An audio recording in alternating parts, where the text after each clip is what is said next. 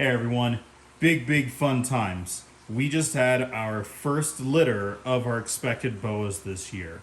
This was from our first time mom, Delta, who was a Harlequin Motley, had a bunch of stuff paired to our possible super moon glow main. So that is the super hypo, anery, and call. And as you can probably tell by this little thing right here, we didn't hit call. So we'll get into that in just a second.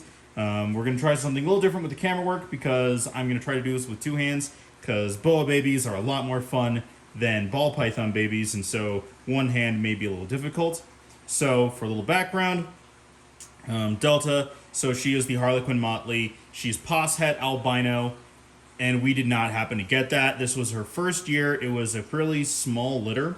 We had 10, a couple of them popped out. There was one slug and 2 stillborns, so that leaves a total of 7 babies. A relatively small litter, but the average first-time litter for younger females, although she's 6, is anywhere from 7 to 15 babies. The very first boa litter we had was 10, so this is 7. Hopefully we'll be getting the next couple in that range, minus our big Colombian, or our big Guyana boa. So these guys were born a couple days ago. They've been hanging out in the incubator because they can hang out in just like the regular ball python-ish temperatures in general, as they kind of sit and start to absorb their egg yolks and attach any of the extra little bits that they have attached to them. And so there is varying degrees about what and different things people can do. A lot of people will put them all together and keep them in an incubator or in a rack, just like this, in a single tub, while changing out their papers, making it very humid for them, which we've done. And so now we're actually going to divide them up, and I'm going to show them off a little bit. So, first things first, let's pull this off. Here they are. All right. So we're just going to start with this one right here, who is more than likely going to be my favorite. Actually, is it this one? Yes, it is this one. So, right here, we'll come around here again, trying something new. Here is our little Harlequin Motley.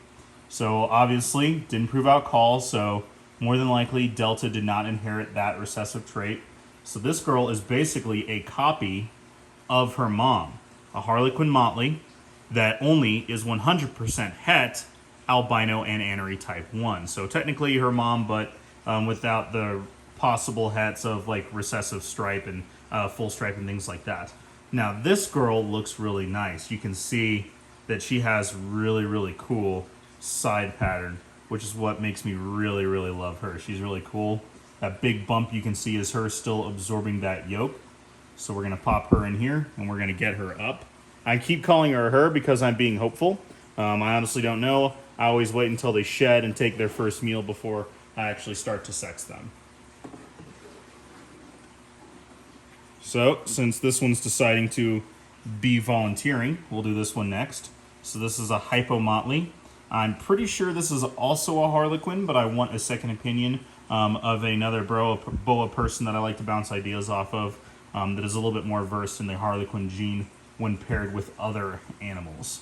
It might be a little bit easier once it sheds out, but so the hypo, as you can tell with that really nice hypocoloration, the kind of two-toning, as well as that really light tail.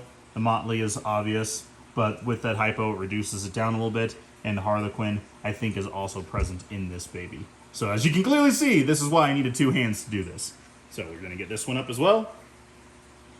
I am not making feeding cards for them quite yet, but I'll be doing that just like with all of the other babies that we usually do. I'm just going to let them get up here and set up for the next day or two, and I'll start making cards for them as they shed. So, next up, this one looks really cool. Look at the saddles on this one. It almost looks like a Guyana boa with those really nice saddles. The tail is even pretty nicely colored. Nothing crazy, but it looks like a Guyana colored boa. Really, other than the head, the shape looks definitely like the Imperator, but it looks like an actual true red tail. And that's probably because there are a couple different lineages of Motley, and Delta is definitely of the Colombian or the South American locality of the Imperators, as well as Call and Maine. He comes from definitely more of that South American Colombian lineage, and so that probably makes sense as to why that is appearing in their kids. such gorgeous. And again, every single one of these babies are 100% het anery and call. So put you in here. And up we go. I love these show-off little baby. There is something really awesome about baby boas. It's just, it's just absolutely incredible. We love seeing the pythons on their eggs and that really nice beehive. But man, baby boas that are live born in that kind of goo, they look so cool. Here's another really nice looking one. This one is really, really nice. This one is just a harlequin boa. You can really tell it has those really nice sides. Fruit flies. Whew, sorry. Look at that. So pretty.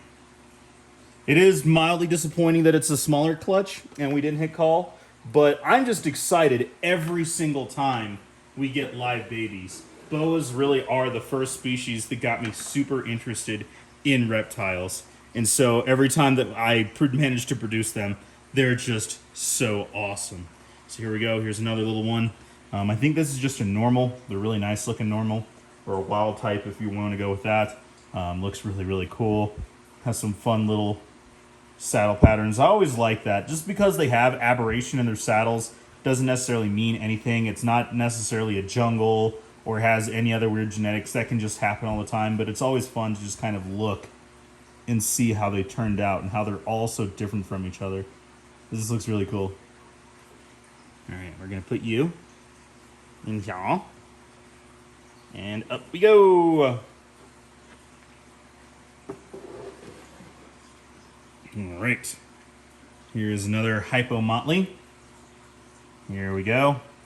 So again, just like that first one, see that hypo right there? The motley is a very dark gene, so it doesn't look super, super bright. They all have that really cool little head stamp. Maybe. Are you gonna let me show you off? Let me show you off? There we go. Yeah, that's always really cool. I love the motley gene. Unfortunately, there is, as far as I am aware, there's no such thing as a super motley that is a healthy snake.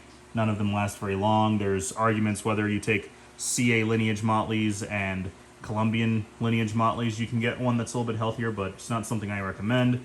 So I try not to do too much of the actual motley pairings unless I know for a fact that's the only gene going on with them.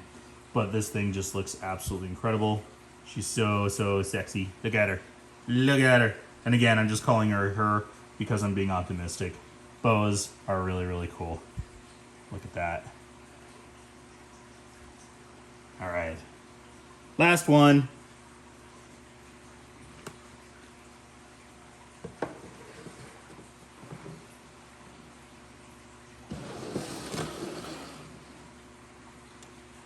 And here we go. Here's this last little one. Just a really cute looking snake. Baby boas are just the best. Obviously, still has a little bit sticking out of her, but that'll either absorb or just kind of come off on its own. These guys are really, really cool. If anybody has been following my channel for a while, you know how I am with boas and how particular I am about them and who they go to.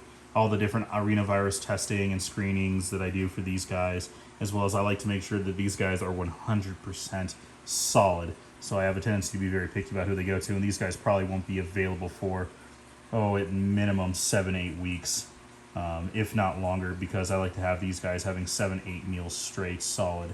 I don't have them. I usually will make sure that they aren't frozen thawed mice. I'm not bouncing them around between mice and rats like I do with ball pythons, because boas, they need to be kept on mice for a significant time longer than ball pythons that you can start feeding a rat to almost immediately. So again, just showing off this really, really cool, fun little litter. It's not the most exciting litter ever, as well as I'm going to get, second opinions about which ones are in fact harlequin or not, just because it's a relatively unknown morph and it's not worked with a whole lot.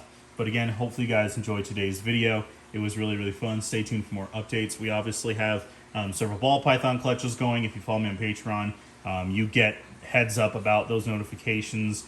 You get early access to availability lists depending on your level of patronage and yada, yada, yada. Stay tuned for actual regular, for everybody, videos about the different clutches that are hatching out right now. We're theoretically, hopefully, going to be popping out not only the ball pythons, the boas, but several more boas as well as a few different colubrids, which may or may not actually be laying relatively soon. So hopefully you enjoyed today's video. Check you next time.